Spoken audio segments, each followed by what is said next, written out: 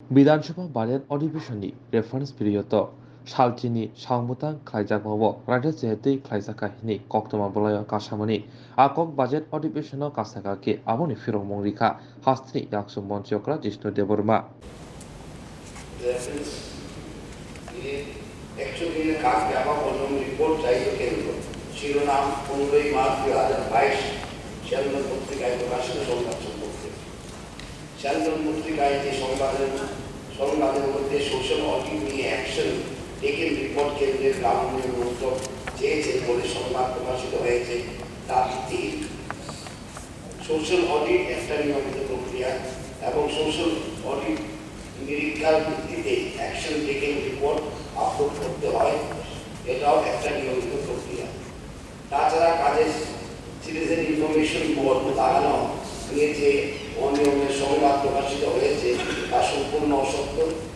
কারণ কাজ সম্পূর্ণ হতে হলে সিটিজেন ইনফরমেশন বোর্ড লাগিয়ে জিও ট্যাগ করা বাধ্যতামূলক না তা না করলে কাজ সম্পূর্ণ দেখানো যায় না আর এটা আমি বলতে চাই এখানে যে ওয়ার্ক কম্পিটিশনের জন্য আমাদের ত্রিপুরা রাজ্য প্রথম স্থান পেয়েছে ভারতবর্ষে on work competition on time এবং স্বচ্ছতার সঙ্গে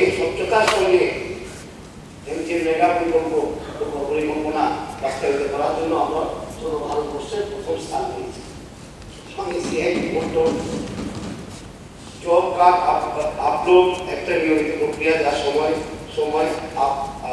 আপডেট করা হয়ে থাকে সংবাদে বলা হয়েছে প্রকৃত রেগা শ্রমিকরা কাজের জন্য পঞ্চায়েত দিয়ে ধর্ণা দিলেও কাজ পাচ্ছে না সেই সংবাদ সম্পূর্ণ অসত্য কারণ রাজ্যে একটি call centre CM helpline CP গ্রাম রয়েছে যাতে সাধারণ জনগণ তাদের অভিযোগ ও দাবি দাখিল করতে পারে তাছাড়া অনুবাদন রয়েছে তাদের কাছেও জনসাধারণ তাদের অভিযোগ করতে পারে কিন্তু এইরূপ কোনো দাবি এখন পর্যন্ত পাওয়া যায়নি এই সমস্ত তথ্য এই সংবাদের বিপরীত চিত্র দেখাচ্ছে যেখানে গ্রাম উন্নয়ন দপ্তরের পোর্টাল তথ্য অনুযায়ী 16/3/2022 5,99,958টি জব কার্ডের 8,68,429 জন কাজের দাবি করে তার মধ্যে কাজ দেওয়া হয়েছে 5,99,971 জন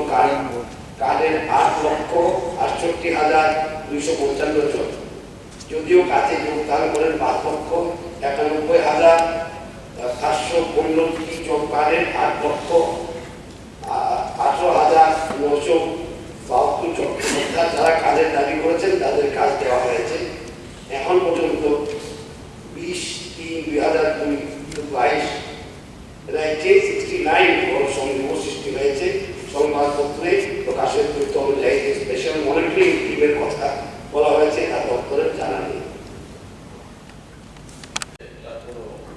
কিন্তু আমরা এটা ইদানিং দেখছি রেগা নিয়ে প্রায় প্রতিদিন পত্রিকায় বের হচ্ছে যেমন রেগা জম্পই পাহাড়ে কোটি টাকার ঘোটালা সন্ধান করছে 26 জানুয়ারি তারপরে রেগার কাজে 2 ব্লকে লক্ষ লক্ষ টাকার দুর্নীতি 28 জানুয়ারি পত্রিকা তারপরে রেগার টাকা আত্মসাৎ অফিসারের কাছ থেকে আদায়ের নির্দেশ এরকম ভাবে রেগার 13,500 লোক কাজের ডাক পায়নি রেগার অডিট নিয়ে অস্বস্তিতে সরকার ব্লকে ব্লকে অর্থ বছর 8 পঞ্চায়েতে 13 কোটি টাকা দুর্নীতি এরকম যেমন প্রকাশ পাচ্ছে সঙ্গে সঙ্গে তো তা নিয়ে আমরা সরকারের কোনো পদক্ষেপ বা বক্তব্য সেগুলিও দেখতে পাচ্ছি তার চেয়েও বড় কথা বাস্তবে যে রেগার কাজ হচ্ছে বলা হচ্ছে প্রকৃত শ্রমিকদের হাতে সব টাকা যাচ্ছে না এটা বাস্তব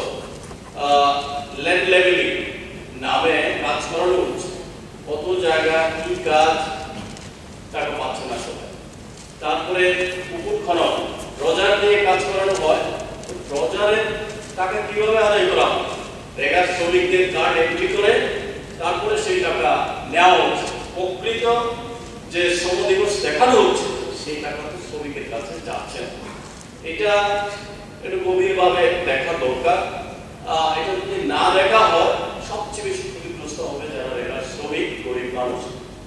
সেজন্যই বিষয়টা একটা এমন জায়গায় চলে গেছে। কিছু লোক আছে নানান দলের সংগঠনের নাম বলে তারা কাজে যেতে হয় না, তারা কাজে না গিয়ে বলছে তারা কাজ করাচ্ছে। 100 জনের কাজ হচ্ছে, আমার এটা 100 জনের কাজ হচ্ছে, কাগজে পত্রে কাজ করছে 40 জন 50 জন। তারপরে যখন ওই কাজের এস্টিমেটটা করা হচ্ছে, বিধায়ক বাবু যে অ্যালিগেশন দিয়েছেন তথ্যহীন, উনি কিছু পত্রিকার শিরোনাম বলে দিয়েছেন, পিছনে তথ্য কি আছে আমি জানি না।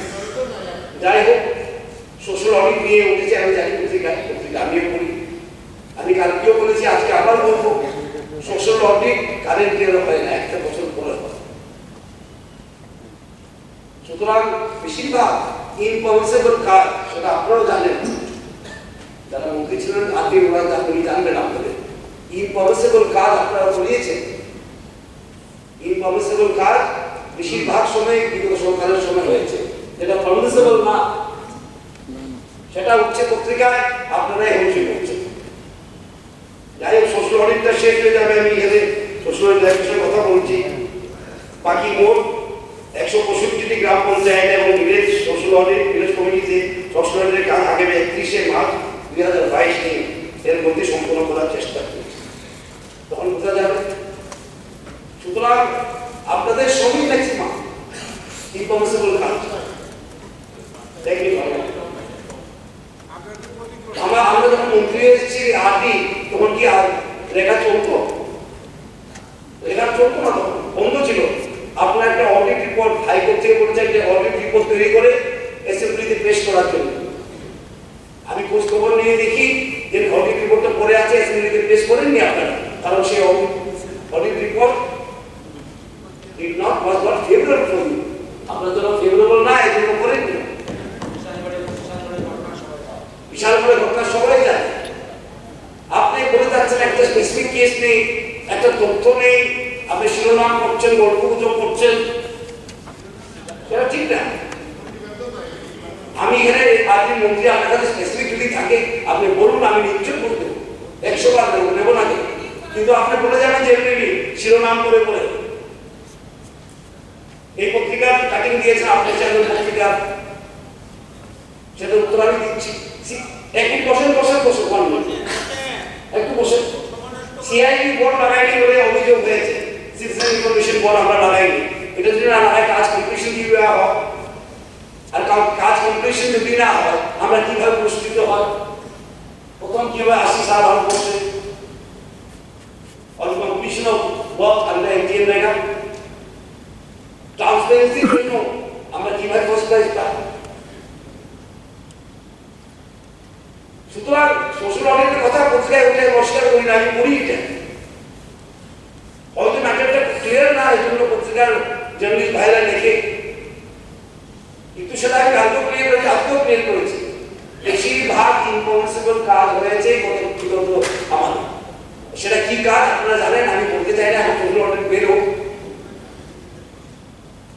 আমি বললে বলবেন আমি অডিটকে প্রভাবিত করেছি, বের হোক, আপনারা দেখবেন। সুতরাং আগে বলে নিজের মুখে কালি দিয়ে লাভ নেই, ঠিক না? বলে না বাংলাতে আগে যায় আগে খায়, এই অবস্থা